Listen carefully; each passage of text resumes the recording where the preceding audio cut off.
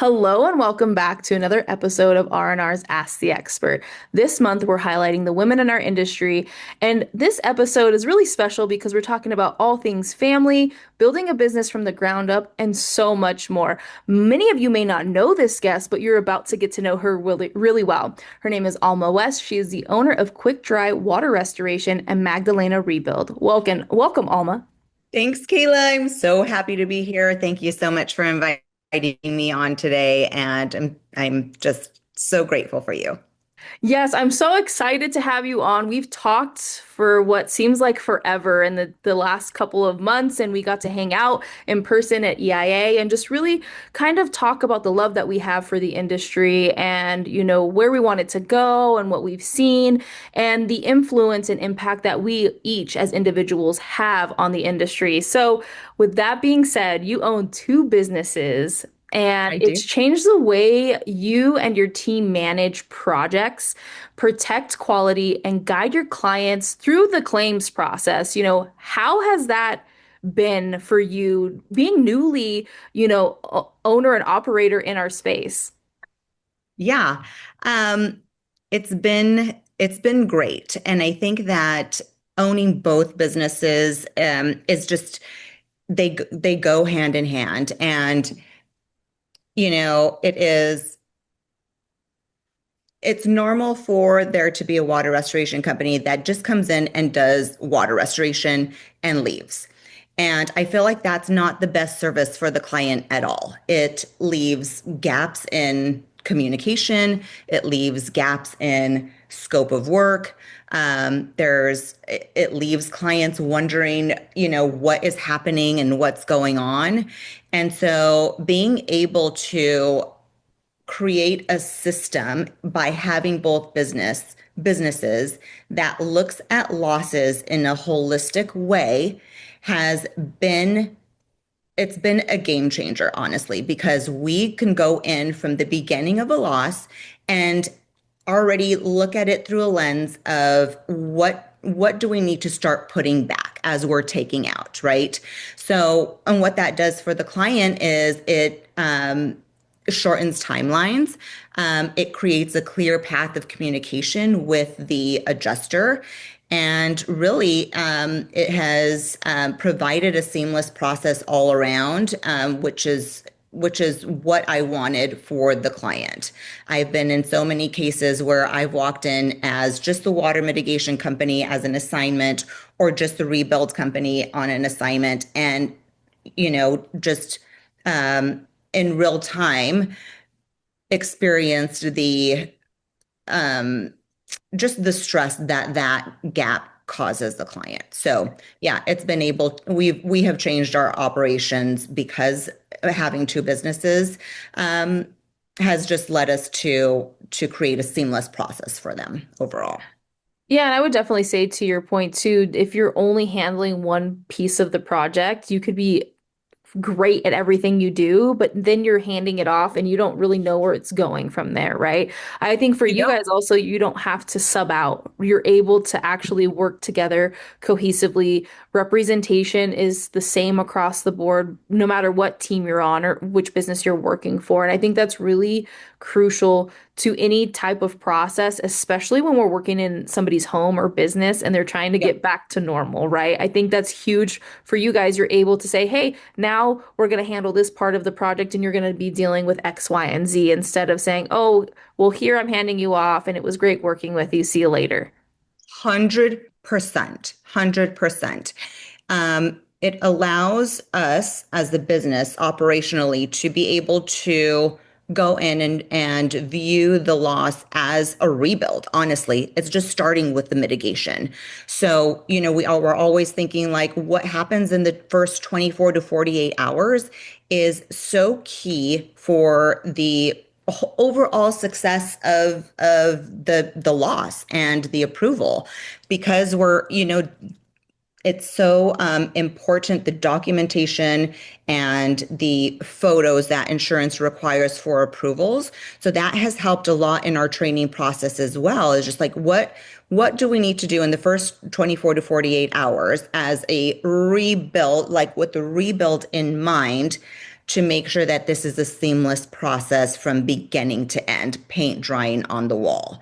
And honestly, for the client, it just feels like they're working with one company. Yeah. We're communicating from the beginning, every step along the way, what they should be expecting, what we're doing on our side in communication with the insurance company, and keeping them informed all along the way has provided an overall better client experience, which is so much needed.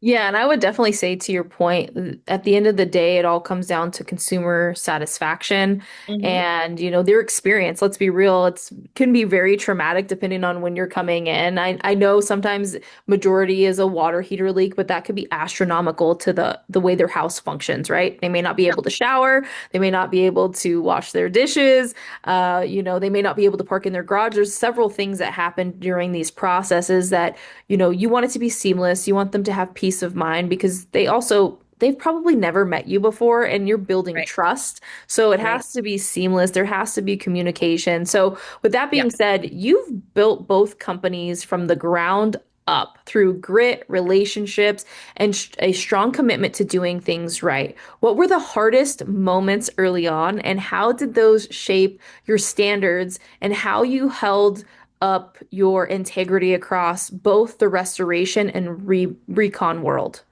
Yeah, good question. A ton of struggles early on. But I would say that one of my main struggles was finding people that could do the work in a detailed manner, that I would do it. The same detail, the same amount of care. Working with TPAs, there's a very stringent process and criteria. And so what I was finding was that there was a disconnect between my field team and providing a full package, missing details on documentations, on photos, on readings. It was everywhere. And when when I would look at, TPAs have like these scorecards and grade cards. And when I would look at it and I would see like a bad grade, like on a report card, it was hard for me. Like it was traumatic for me to see that I was failing at for a TPA at providing a service as far as the TPA was concerned. And so not like me, it really just got to my core and frustration set in. Having to go back and, fill in the blanks and provide photos and the documents after the fact is insane. It's insane to Yeah. try to do. So, what I did do, because of that whole experience, was utilize AI. It helped me just be able to find where there, gaps in my SOPs. It helped me write SOPs. It helped me develop checklists that I still use every day to day, and just refine my strategies and processes and operations, both in the field and in my back office, so that, I mean, overall, what it comes down to is the client. So to Yeah. provide a better experience for the client. And we're no longer, I mean, I'm not going to say we're perfect, but we're not, we're, we have a task list that keeps us in line, that everybody in the field does and everybody adheres to, so that we're minimizing any mistakes. And super important on the client end because that affects their timelines and their approvals as well. Yeah, and I would definitely say too, I mean, you've embraced those moments that could have honestly really gotten to you and broke down you as a person, but also your business, right? Like you were like, hey, we need to do better. How do we do better? And it's so funny that you bring this up because recently I've done a couple of polls within the industry. One I put in a newsletter and one I shared on LinkedIn. And interestingly enough, 76% of the people who responded mentioned that they struggled with finding qualified technicians, right? Of Wow. course, qualified technicians to each of us mean different things. Something different. To Yeah. your point, you have an expectation of how it should be done because you go in the field too, right? Like that's the other thing is if I Yep. can do it and it's doable, this is the way the whole team should do it. Should be able to do it 100%. And so if we know that's a problem, that means training, it goes down to training. And I know you're really big on training and educating and working along with Yeah. even those who would be considered competition, right? Because you're in the same Yeah. area. Yeah. Um, so with all of that being said, training and finding people who meet your expectations, but also just the way you guys want your reputation to be, perceived. Owning and operating both of these companies have given you such a unique perspective on really the full life cycle of a loss, right? So, Yeah. how does that end-to-end understanding help you shape the way that you advocate for your clients? Because I really want people to understand how much of an advocate you are for your clients, right? It's such a Yeah. cool thing to hear, but with you guys wearing both of those hats, how does that look when you're advocating for your client? Yeah. Being able to do the mitigation and the reconstruction has really opened my eyes to the whole client experience, the customer experience, and what they feel from beginning to end, how overwhelming it is for them. And you said it earlier, it is traumatic. It's a traumatic experience.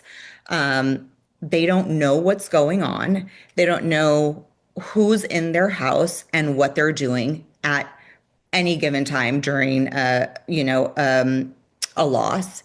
And they're in the dark and confused, not to mention to pile on the fact that they're displaced. They could be, out of their house. They could be in an Airbnb or a hotel. But even if they're, just out of half of their house or a room, it is a traumatic experience. There's kids in the house, there's families, there's dogs, there's pets, like you name it. I've seen it all, and I've seen how traumatic and tragic it is. And so being able to just witness that and actually go through it with them and experience that with them has really changed the way, or just helped me develop a, a way to ease that process as much as possible. Make it clear for them, communicate with them, let them know the information that they need to know at that given time. I communicate on their behalf and advocate for them with their insurance companies and their adjusters. I in my one of my core values in my business is communication, and it starts from the very beginning, from this time we go in the door. I have a packet ready for my clients that tells them what to expect during their loss, whether it's water mitigation, mold remediation, what my company is, what they should be expecting from Quick Dry through the whole process. And it is very user friendly. It talks about equipment. It talks about containment. It talks about the importance of staying out of containment and leaving equipment on.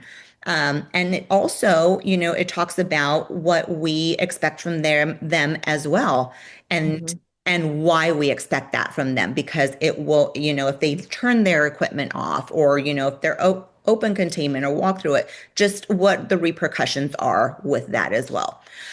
So I have seen families, and there was one that really hit me to the core, which was an elderly couple that we were assigned the mitigation on, and it was from a TPA, and the husband was disabled and in a wheelchair. And the loss occurred in their kitchen. It was a townhome, so it was a very small living area. So their kitchen was totally demoed, and they could not leave. They could not get an Airbnb or go to a hotel because he was disabled, and it was just easier for them to be at home. And so they didn't have any family in town. They had to literally eat fast food every day 3 meals a day because they didn't have a kitchen. I'm not going to name the insurance carrier, but there was such a long lapse in reconstruction from mitigation that the clients would reach out to me, even though I wasn't assigned to the reconstruction, but the clients would reach out to me all the time about updates and what was going on and why was it taking so long. And they're literally in tears, Kayla. I'm just watching the emotional and experiencing the emotional roller coaster and feeling helpless Mhm. is is just what has helped me create my business with empathy and care and communication. Because even though I think that, when there's no communication or even negative information, communication is good. They need to know what's going on and not be in the dark about it. And it's not like people don't know what they don't know. They don't know Yeah. how to speak insurance language. They don't know this could be their first loss. They have no idea what to expect.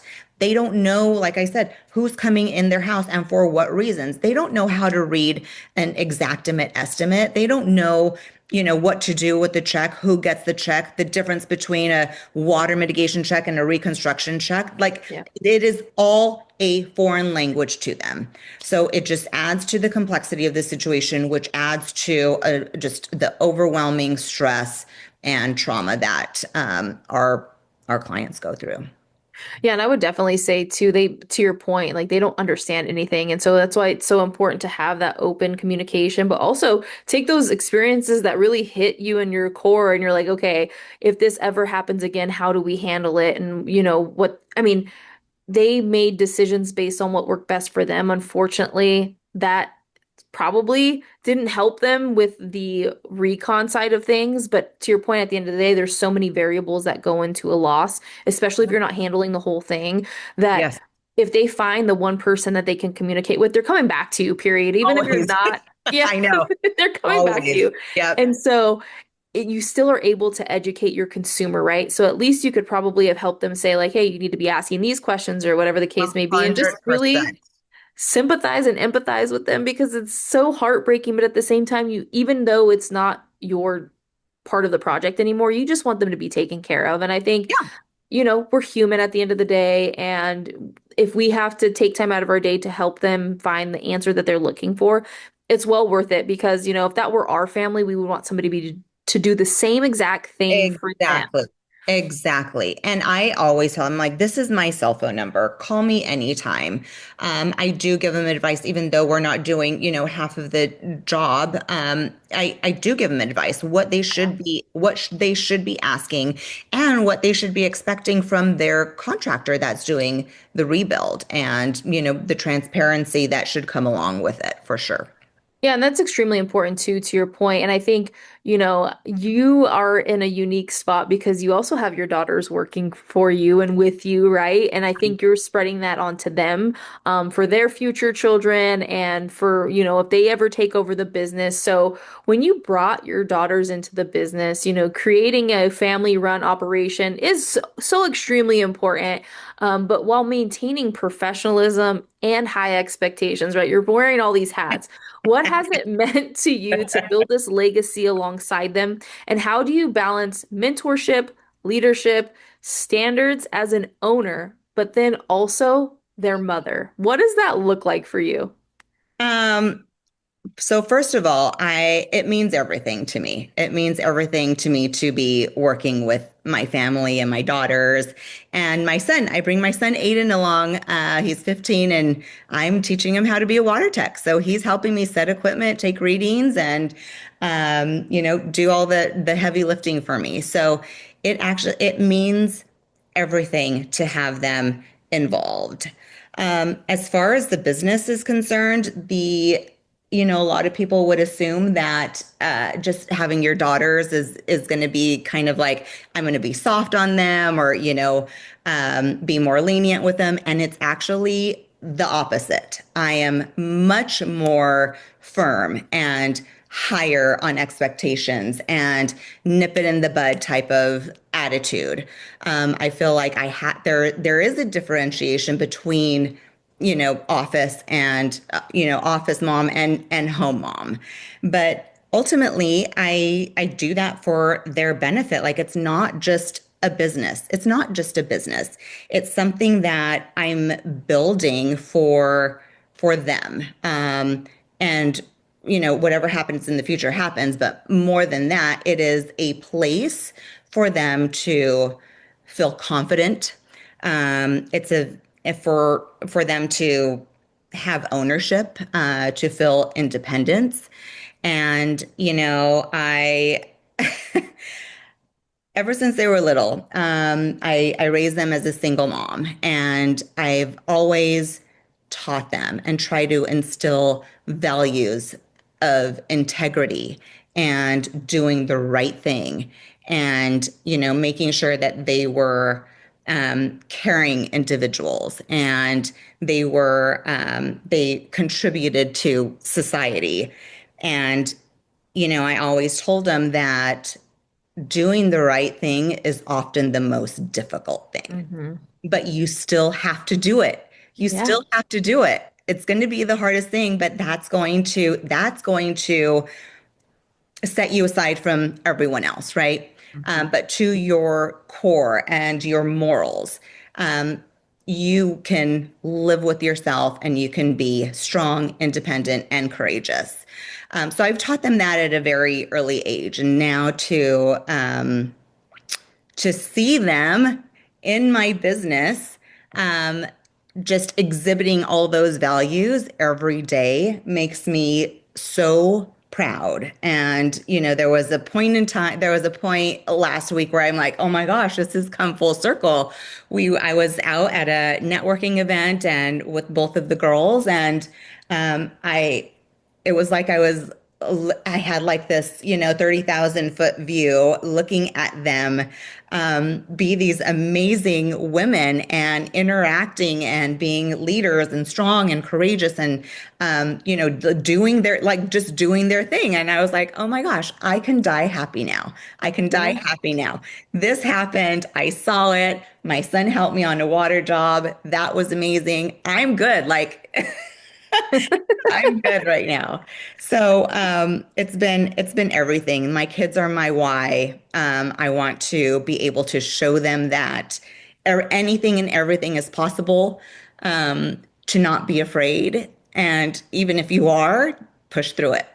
Just push No, through it. 100. Yeah, you have to push through it. And I will definitely say it's our responsibility as moms, but in your world as a business owner and a mentor to them as well, to give them the tools that they need to succeed. But also, that's tough love, right? You have to be stern. And I will definitely say, when it comes to our kids or really any of our family, our expectations are already so much higher because we're like, we know you can do it, right? Yes. And so, to your point, I think oftentimes when people think you go into business with your family, it's like, oh, they're gonna get away with like everything. They're just gonna be able to just show up and it's gonna be fine.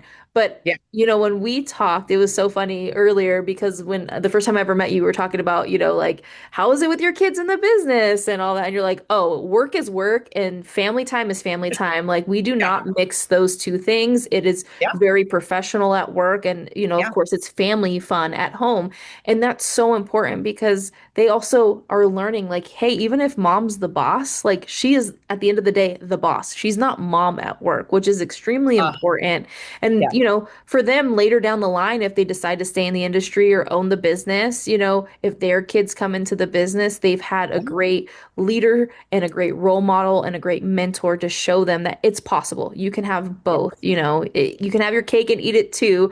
But you just have to have the right processes and mindset, honestly, in place. And, hearing your girls going out there and just owning the room and feeling confident, Yeah. is so cool because I think in any walk of life, whether it's in restoration or recon or insurance or whatever the case may be, it's really hard sometimes to allow your confidence to show through, right? And I think Yeah. you allow your girls to have creative freedom and bring up ideas. And I know it's the same for the rest of your team too, because we've talked in depth about that. So, with all of this Yes. that we've talked about, what advice would you offer to other women who either want to expand beyond mitigation, step into our industry, or grow something that lasts beyond themselves, what advice would you share with them? I would say that there's never going to be a perfect time. There's never going to be a right time.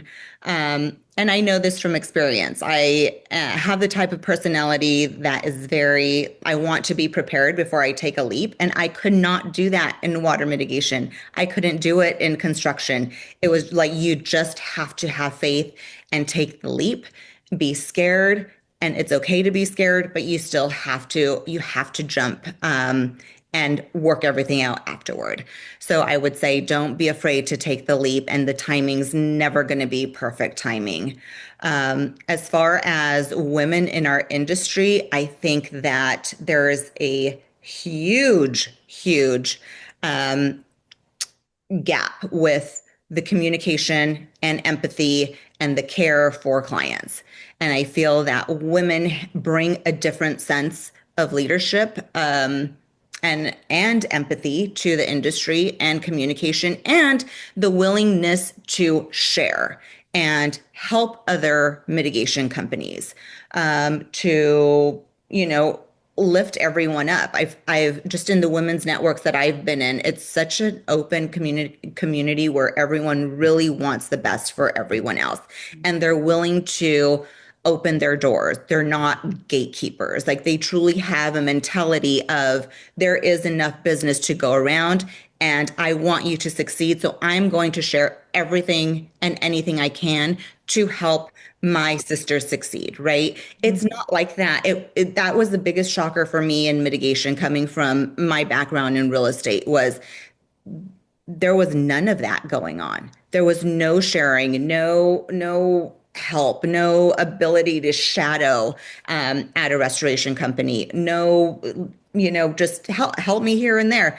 None of that. So it's hard. You have to be willing to have some grit and learn along the way, and really hold your ground. Hold your ground. Like we are so intuitive, and it helps us. It's an advantage for us because we can hold our ground when it comes to adjusters or contractors or other water mitigation companies. It just whatever it is. I think that it is very important for women wanting to come into this industry to know that.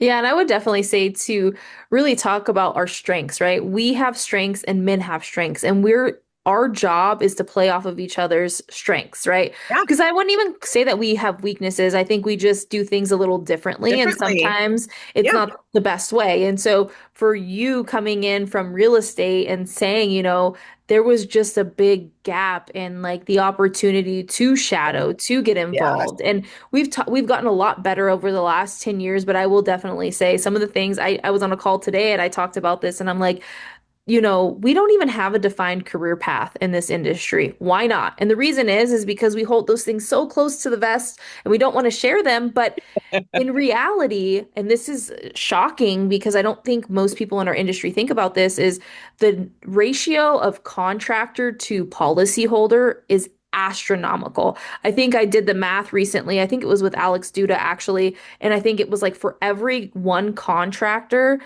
there's like 700 or 800 policyholders. So Wow.